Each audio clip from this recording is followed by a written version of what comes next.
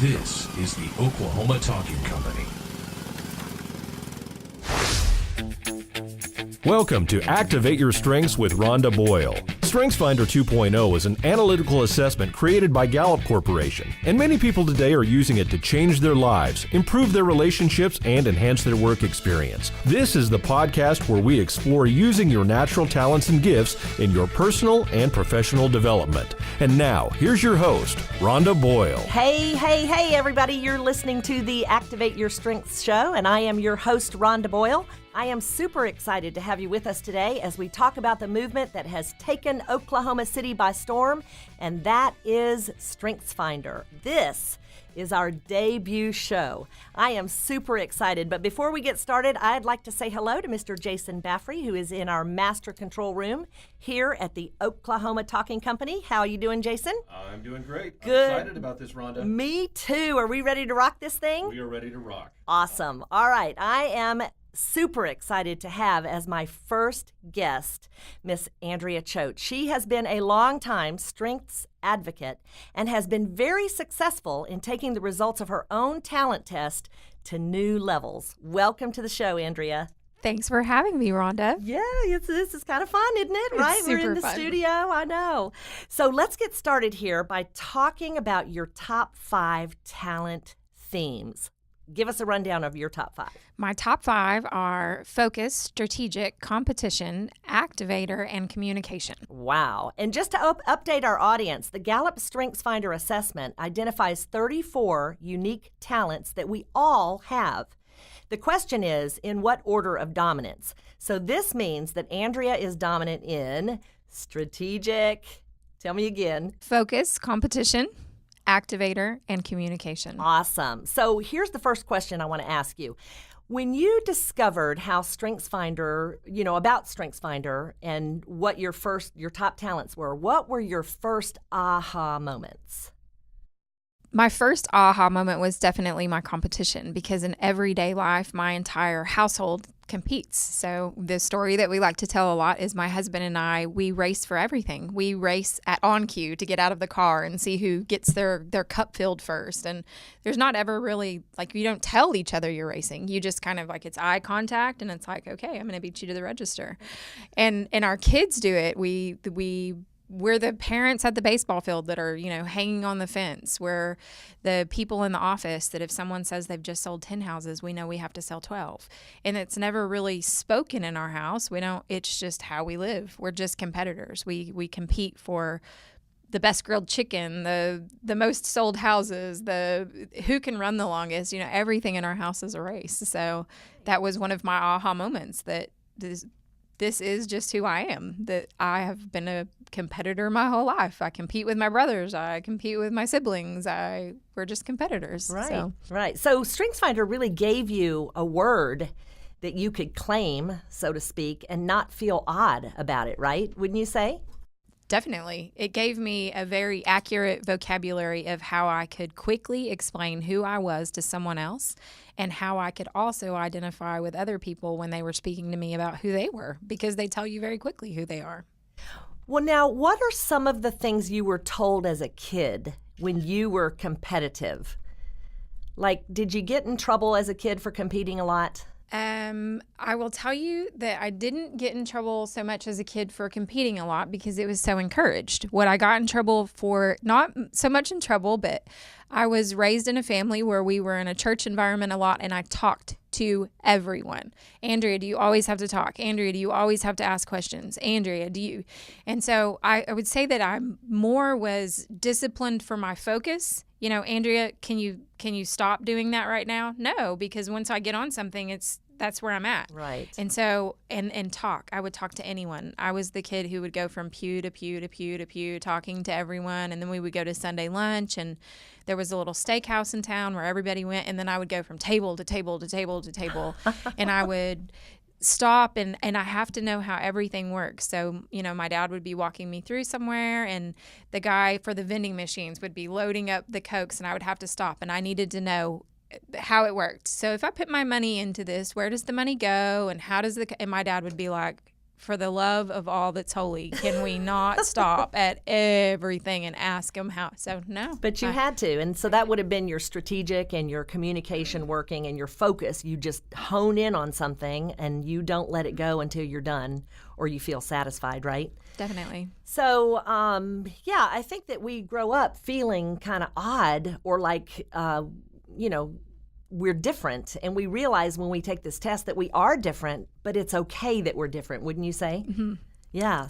I think what competitors probably get in trouble for as young children is that I'm better than you or I can beat you. You know, everybody that has a conversation. So I notice it with my children now. You know, one of them will say, "Oh, we're running a race today at school," and my second child will say, "Oh, well, I bet I run faster than you." I beat you. Yes. I have more trophies than you. So that would be the things that I think you would get in trouble for. So you think your kids probably have developed this competitive spirit too? I believe strongly that both of my boys are competitors. Sure. And you hear it in their language constantly. Right, because the StrengthsFinder is the tool actually, your actual talents develop through your life as part of your environment, right? So you are, they're innate in us. We receive all 34. You've got all 34. I have all 34. Jason over here has all 34 talents. But it's that dominance that matters, and that dominance has some type of environmental influence. So because you are a competitor, and I believe, if I'm not mistaken, your husband also has competition, doesn't he? My husband is a competitor. Yes. So your kids are naturally growing up in a competitive environment and very likely will be competitors.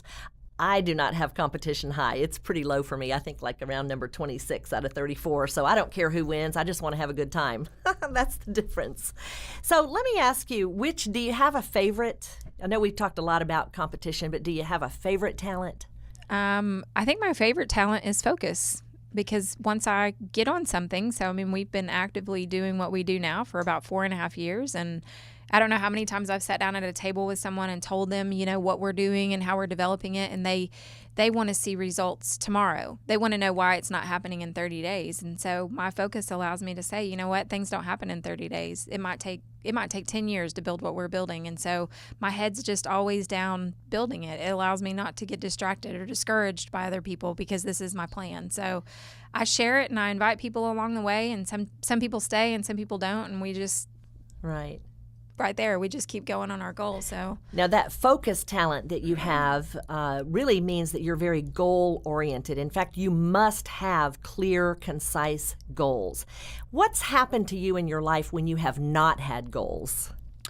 A lot of time on the couch, I think. Like, what do you do when you don't have goals? Mm-hmm. You don't do anything. You exist. I would call it existing. Right. So I think to have goals is to have life. Like you have a purpose, right? What's your purpose if you don't have goals? I agree. I understand.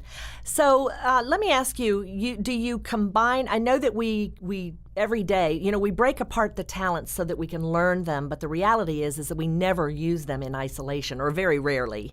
Are there talents that you combine quite frequently, even maybe beyond your top 5? I know that you've opened up all 34 of yours, as have I. What would you say on that? I definitely think that I see my focus and discipline a lot together, because I know if I have to get a job done, then it might mean midnight, or it might mean 4 o'clock in the morning, or it might mean me stepping out of my comfort zone and asking people to help so that I can get the job done. But the job gets done. There's never an option for me not to get the job done. And the job has to be done right. My discipline demands that it be done right. And that discipline talent is a very rare talent. You do realize that less than 5% of 12 million people who've taken the assessment have that in their top 5. Now, it's not in your top 5, but it's fairly close, if I recall. My 7. So yes, using that, you have to create order out of everything, wherever you are, which drives people insane around you. People don't understand it. They don't understand why it's 10 o'clock and you have to. So how we use that in our world is, my husband's a competitor, right? We have to win. And so that's how I communicate that when I need his help. This is how we stay in first place, because second place isn't an option. So first place means midnight, or it means asking people whatever it takes to get the job done. So Exactly. Now, I know that you've really used this tool in your professional development. What did it take for you to understand it enough to be able to actually set out to apply it? I think the probably the largest aha for me when I got into StrengthsFinder, which was in a book read on a drive to Milwaukee, all of a sudden everything started to align with business goals. Like, this makes sense. I can put my business goals to work here. This is what I need to do, and how it was so crystal clear that I needed to build a team around me that balanced those 34 strengths. So everywhere that I had tried to be by myself, so for years I've tried to be in all 4 quadrants, and you burn out, or you fall off, or there's not enough hours in the day, or you struggle to do things that you're just not good at, which leads to burnout. So many times I've been in work environments where they push different assessments that don't teach you your strengths. They teach you your weakness. And so all of a sudden this was saying, this is where you're strong at, Andrea. Go be strong here, and then let's find where balances those other 3 quadrants. Mm-hmm. And it has allowed us to quadruple business. It's allowed us to seamlessly do transactions. Occasionally we run into a toe stub, but for the most part, we're a seamless 30-day transaction, and it gets us satisfied customers that come back or they refer. Right. It's just an easy way to build your business. Well, and that's because you've been able to use the talent assessment and then find people to support you who have the talents that you don't. Or for me to support their talents. Exactly. Now, one thing that we've talked about in the past is that our whole culture as society is really built on a weakness, fix your weakness model, I would say. It starts as early as when we were in school, and you mentioned earlier you got in quite a bit of trouble with that communication talent. And so by focusing on your strengths and really building there gives you an opportunity to grow stronger instead of weakness. How are you seeing your kids? Is that kind of frustrating because you still see your kids in the school system? They're in school, following that weakness, fix your weaknesses model? Well, even now, I mean, as a parent active in the public school system, if you go to a parent-teacher conference, the first 10 minutes of your parent-teacher conference are going to be, where your kid is weak at. And that's how they address it. There's always that look on their face. Your kid is not excelling in, which might be a very small area. And they very rarely tell you about the 93% where your kid is excelling. So is that what my kid's hearing all day? Are they only focusing on the 6% where they're not super, super strong and they're probably not meant to be super strong? Why don't we turn our school system around where we have classrooms that encourage growth and development in the 96% where they're really strong, Yeah, it's a model I don't know that we're quite prepared to switch out to. Just to remind everyone, there is a teen, or it's actually ages 10 to 14, talent assessment for young people, and it's called Strengths Explorer, and you can find it at www.strengthsexplorer.com, also produced by the Gallup Corporation. And that gives parents the opportunity to really look at their children in how they are gifted and then encourage and develop those talents as they go along through life. It doesn't give them the same labels or terms. Have you done that test with some of your kids? We have done it with our 13-year-old, and definitely from a parent's perspective, it allows you to appreciate your child's strengths. So my 13-year-old would be considered a strong-willed child. He's a woo boy. He is always there to win everybody in the room over. His mom is not a woo person, so sometimes I find myself like, oh, here he goes again. But he's always the entertainment, and he is self-assurance all day long. He feels like his decisions are right, and so I think as a parent, we think, oh, he's making another one of those 13-year-old boy decisions. And we've really embraced in our home that we have to develop this because he's going to have that same style of decision making at 26 and at 33. So we really just are trying to teach him skills to say, we know you feel right. We know that you're owning every decision that you make right now. Let's ask some important questions. Is this a safe environment? Is this a great decision? Sure. If my parents were to be reading this chapter in my book, would it be okay? Is this a decision that I want to live with? And so we've given him some strong questions to ask, some better questions before he just dives into what he feels is right. Yeah. It's a great opportunity really for parents to work on that development in their children and recognize that and put positivity in their lives as opposed to always hearing always hearing negative and so forth. Now, one thing we know about the talents is that there are 34 of them again, and we've talked about mostly your top 5 and then discipline in number 7. So a lot of people believe that the bottom ones, their lesser talents, are their greatest weaknesses. But we know that's not true, because those are the areas that we avoid using. We actually avoid using those lesser talents. And our weaknesses come from the top ones, actually. And each of these top talents has a deep need.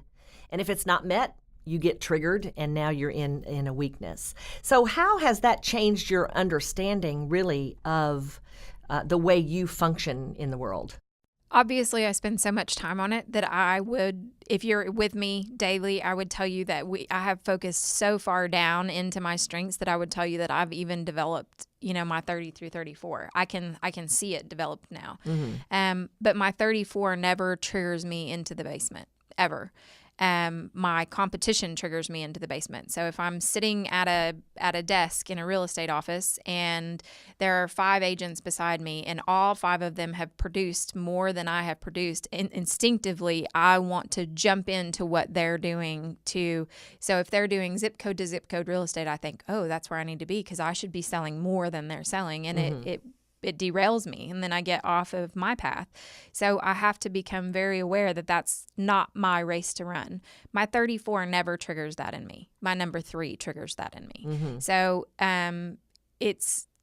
it's just become, I have to put my blinders on. I have to constantly stay in check with my focus and say that, ask stronger questions. Is that where I'm supposed to be? Is this a part of my plan? Is this part of my daily goals? Does this bring me closer to a goal? And I've recognized that I'm never allowed to sit at a desk in an office with 6 other agents, because every time it triggers me into the basement. So when everybody says, why don't you ever hang out in the office? Well, because it's not a healthy environment for me. It may be a healthy environment for somebody else. It's not for me. I love going and saying hi and seeing everyone, but I have to go back and be by myself to work and stay on track and be productive. Mm-hmm. What an amazing tool that you can use that can develop you, both make you more powerful in your natural talents, and then start to recognize how you get triggered and then what that looks like so that you can start to manage it. It's pretty powerful. Just a reminder, you're listening to the Activate Your Strengths show, where we talk about the StrengthsFinder 2.0 assessment and how to apply it to your life.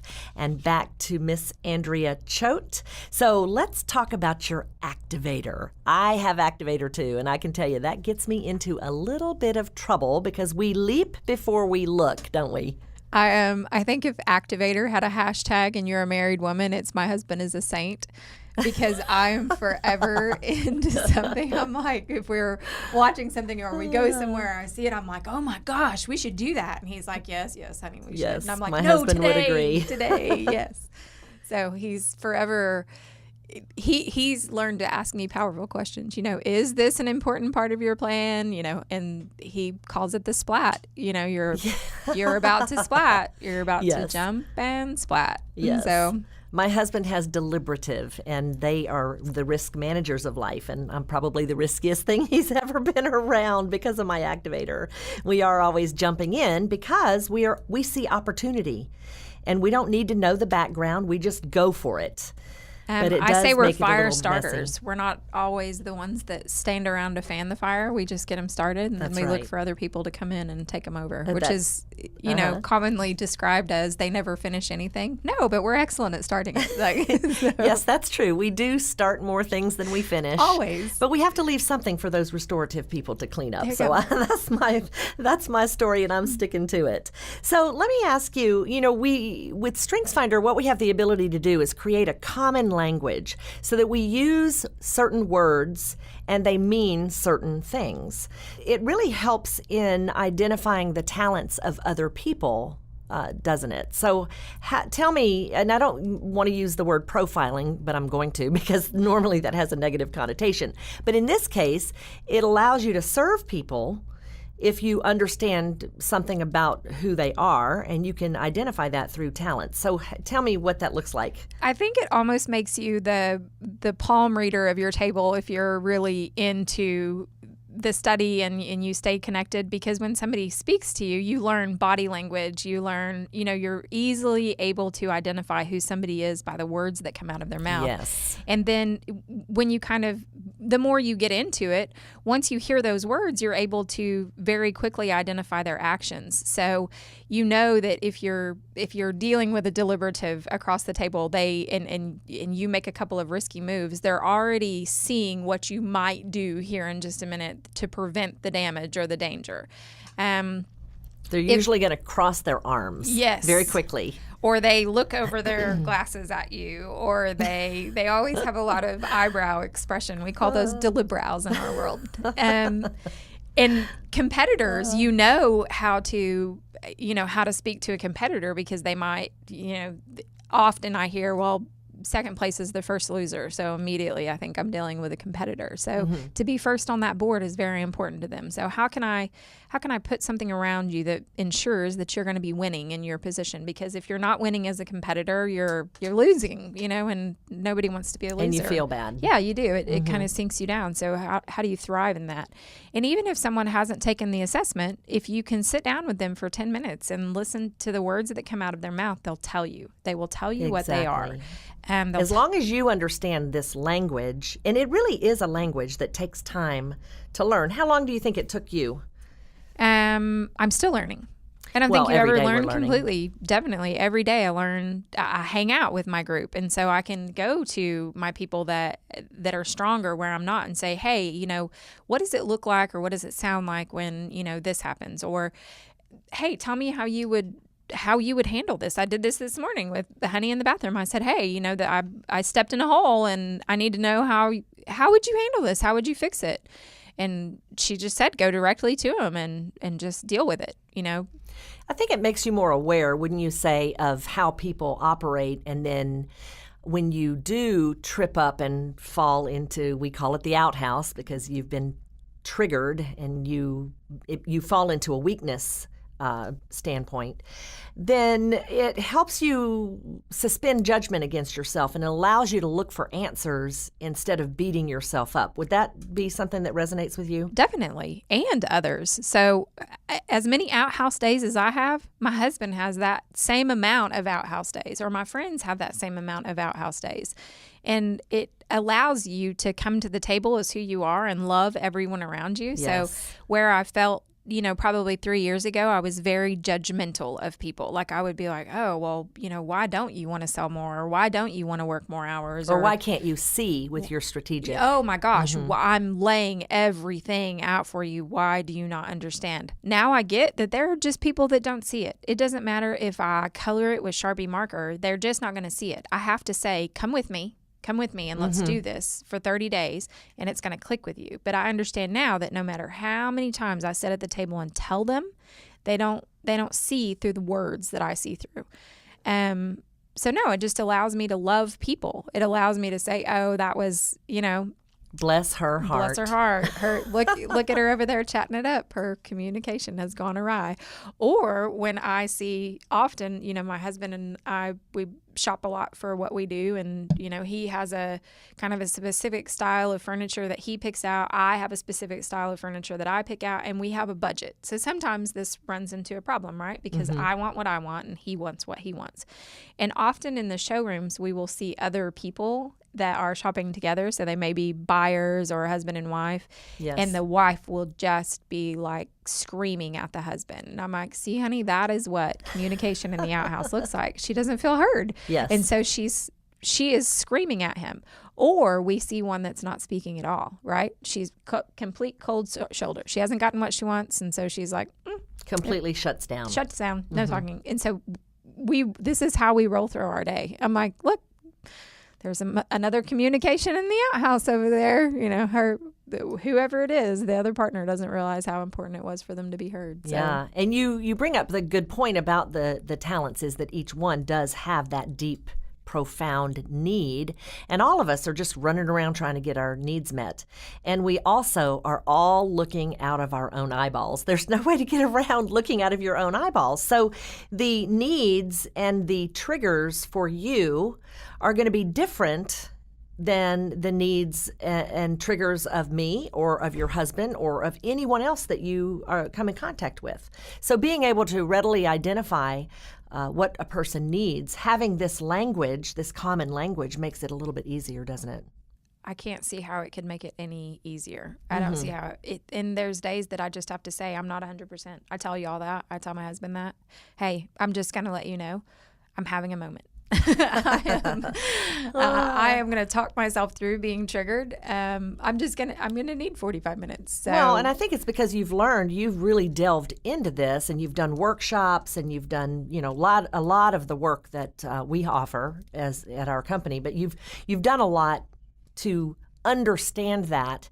And I think that's one of the weaknesses of the test, is that so many people take the test and then they don't do anything with it. That you have to dive into it with the head first, jump in. You can't just read the book and take the assessment and say, this is my top 5. Like you have to get in the community. That's where I learn the most from. So when you do a workshop and, especially when the people that are in my blind spot get up in the front and they say, this is what relator looks like.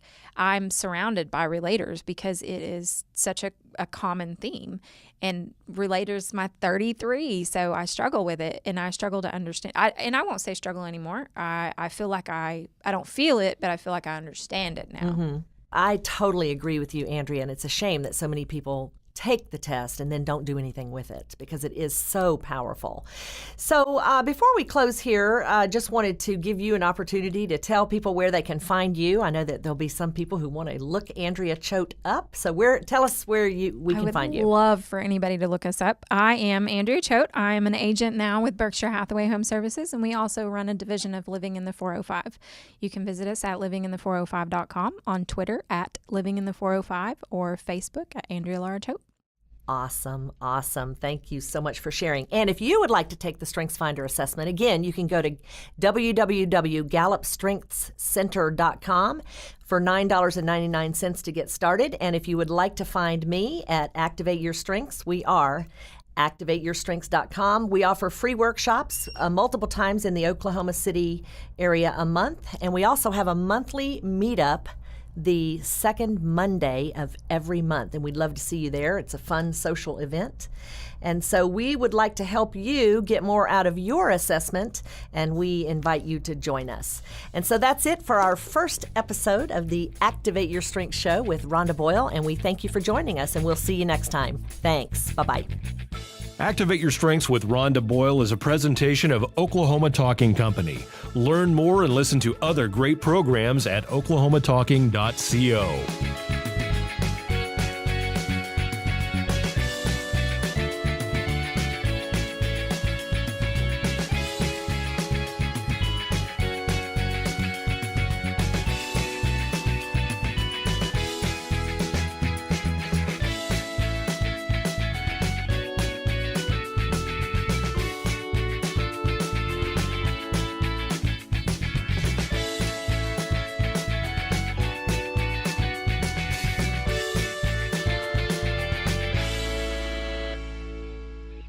This has been a production of Destiny Creative.